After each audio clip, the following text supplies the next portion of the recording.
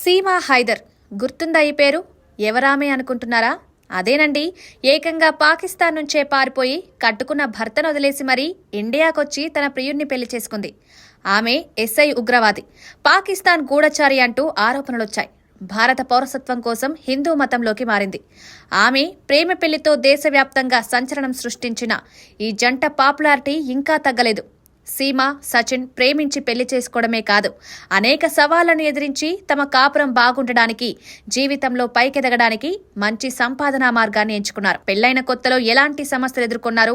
32 ఏళ్ల సీమా, 27 ఏళ్ల సచిన్ కోసం ఎందుకింత రిస్క్ చేశారు? వీరిద్దరూ ఇప్పుడు లక్షలాది రూపాయలు ఎలా సంపాదిస్తున్నారు? పూర్తి వివరాలు ఇప్పుడు తెలుసుకుందాం. సీమా హైదర్ 1996లో పాకిస్తాన్లోని సింధ్ ప్రావిన్స్లోని జాకోబాబాద్కు చెందిన సీమా స్థానిక గులాం హైదర్ అనే వ్యక్తిని పెళ్లి చేసుకున్నారు. ఆమె వివాహిత, 4 పిల్లల తల్లి. వీరి ప్రేమ కథ 2019లో భారతదేశంలోని గ్రేటర్ నోయిడా నివాసి సచిన్ మీనాను ఆన్లైన్ గేమ్ పబ్జీ ఆడుతున్నప్పుడు ప్రారంభమైంది. కాలక్రమేణా వారి సంబంధం వికసించి ప్రేమకు దారితీసింది.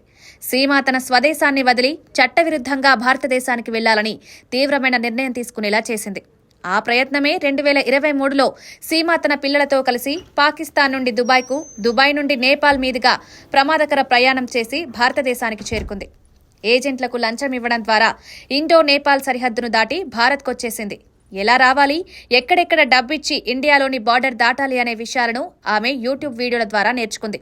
2023 మే 13న గ్రేటర్ నోయిడాకు చెందిన ప్రియుడు సచిన్ వద్దకు చేరుకుంది. సచిన్ సీమాను అద్దె ఇంట్లో ఉంచి చూసుకునేవాడు.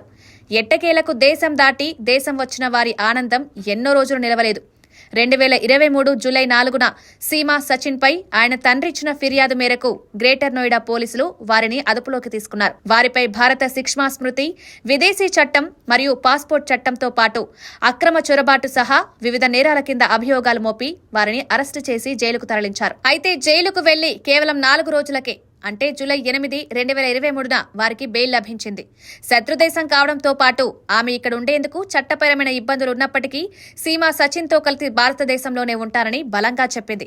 అంతేకాదు, తాను హిందూ మతంలోకి మారతానని, తనకు భారతదేశ పౌరసత్వం మంజూరు చేయాలని కేంద్ర ప్రభుత్వాన్ని అభ్యర్థించింది. అందుకు బలమైన కారణం లేకపోలేదు. సీమా అన్నయ్యతో పాటు మామ పాకిస్తాన్ సైన్యంలో పనిచేస్తుండేవారు. దాంతో సీమాకు ఐఎస్ఐతో సంబంధాలు ఉన్నాయనే అనుమానాలు వ్యక్తమయ్యాయి. చాలా మంది సీమాను పాకిస్తాన్ గూఢచారిగా అనుమానించేవారు. కొద్ది రోజులకే పౌరసత్వ చట్టం సవరణ అమలు నియమాలపై కేంద్రం తీసుకున్న చర్యపై సంతోషం వ్యక్తం చేశారు. ప్రధానమంత్రి నరేంద్ర మోదీకి కృతజ్ఞతలు తెలిపారు. డిసెంబర్ 31, 2014కి ముందు భారతదేశానికొచ్చిన పాకిస్తాన్, బంగ్లాదేశ్, ఆఫ్ఘనిస్తాన్ నుండి వచ్చి సరైన పత్రాలు లేని ముస్లిమేతర వలసదారులకు పౌరసత్వం వేగంగా అందించడానికి పార్లమెంటు వివాదాస్పద చట్టాన్ని ఆమోదించిన 4 సంవత్సరాల తర్వాత కేంద్రం పౌరసత్వ చట్టాన్ని 2019లో అమలు చేసింది. లోక్సభ ఎన్నికల ప్రకటనకు కొన్ని రోజుల ముందు మోడీ ప్రభుత్వం ఇతర దేశాల నుండి వలసదారులైన హిందువులు, సిక్కులు, జైనులు, బౌద్ధులు, పార్సీలు, క్రైస్తవులకు భారత పౌరసత్వం ఇవ్వడం ప్రారంభించారు. గెజిట్ నోటిఫికేషన్ ద్వారా ఆ నియామకాలు తక్షణమే అమల్లోకొచ్చాయి. ఆ సమయంలో సీఏఏ తనకు భారత పౌరసత్వం పొందడానికి సహాయపడుతుందని సీమా పేర్కొన్నారు. భారత ప్రభుత్వం ఈ రోజు మన దేశంలో పౌరసత్వ చట్టాన్ని అమలు చేసింది. మేము దాని గురించి చాలా సంతోషంగా ఉన్నాం. దీనికి ప్రభుత్వాన్ని అభినందిస్తున్నాం. నిజంగా మోడీజీ తాను వాగ్దానం చేసిన దాన్ని నెరవేర్చారు. నా జీవితాంతం వారికి రుణపడి ఉంటాను. వారికి కృతజ్ఞతలు తెలుపుతున్నాను అన్నారు. ఎందుకంటే ఇప్పుడు ఈ చట్టంతో నా పౌరసత్వానికి సంబంధించిన అడ్డంకులు కూడా తొలగిపోతాయన్నారు. ఈ సమస్య తీరగానే సీమా హైదర్ పాకిస్తానీ భర్త గులాం హైదర్ తన 4 పిల్లలను తమ కస్టడీకి అప్పగించాలని కోరుతూ ఒక భారతీయ న్యాయవాదిని నియమించుకున్నారు.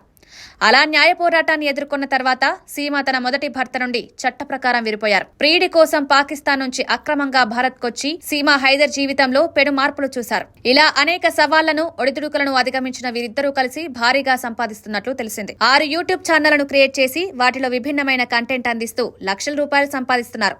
తాజాగా ఓ జాతీయ మీడియాతో మాట్లాడిన సీమా తనకు యూట్యూబ్ నుంచి తొలి సంపాదనగా 45,000 రూపాయలు వచ్చినట్లు తెలిపింది. అప్పటి నుంచి ఆ మొత్తం అమౌంట్ పెరుగుతూ వస్తుందట. ఇప్పుడు ప్రతి నెల 80,000 నుంచి ₹1,00,000 పైగా ఆదాయం వస్తుందని సీమా చెప్తోంది. ఈ మొత్తాన్ని యూట్యూబ్ వ్యూస్, లైవ్ స్ట్రీమింగ్ సమయంలో డొనేషన్లు, స్పాన్సర్ చేసిన వీడియోలు, బ్రాండ్ ప్రమోషన్ ద్వారా సంపాదిస్తున్నట్లు సీమా వెల్లడించింది. సీమా, సచిన్ జంట ప్రస్తుతం మొత్తం 6 యూట్యూబ్ ఛానళ్లను క్రియేట్ చేసి నడుపుతున్నారు. వీటిలో తమ జీవన విధానం, తమ కుటుంబ జీవితం గురించిన వీడియోలను పోస్ట్ చేస్తున్నారు. ఈ ఛానళ్లకు మొత్తం 17 లక్షలకు పైగా సబ్స్క్రైబర్లున్నారు. వారి వీడియోలకు సగటున 25,000 వ్యూస్ వస్తున్నాయి.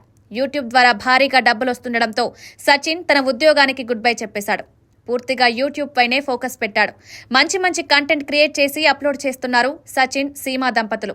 పాకిస్తాన్కి చెందిన సీమా హైదర్, ఇండియాలోని యూపీకి చెందిన సచిన్ మీనాను ప్రముఖ ఆన్లైన్ గేమ్ పబ్జీ కలిపింది.